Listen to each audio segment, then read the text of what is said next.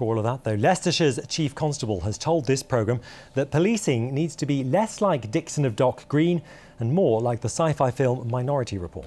Simon Cole says that forces need to adapt to new threats from the internet, and he's warned that putting more police on the beat could make us actually less safe. Well, he's been speaking to our social affairs correspondent Jeremy Ball. So, Jeremy, what's prompted all this then? Well, and Simon Cole deals with local policing on behalf of Chief Constables right across the country. He knows a lot of people want to see more officers out on the beat, and he's been sitting out his stall really as budgets are being cut. And essentially what he's saying is people need to be realistic, that the police can't protect us unless their officers are being used where they're needed most. There's a risk that we deliver a service that Dixon of Dock Green would recognise when the world has moved on to Minority Report type policing.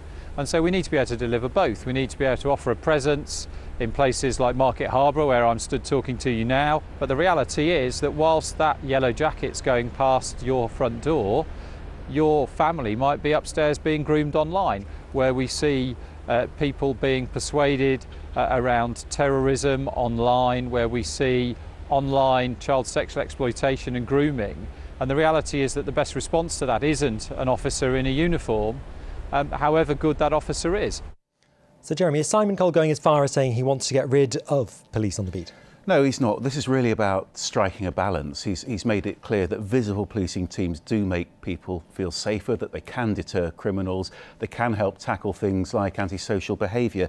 But what he's saying is that the internet's now having such a huge impact that the whole focus really needs to change, and that these local policing teams now need to start targeting virtual online communities as well as traditional policing beats in towns and cities. And he's warning that if that doesn't happen, if local policing stays too rooted in the past, then there's a danger it could simply fade away.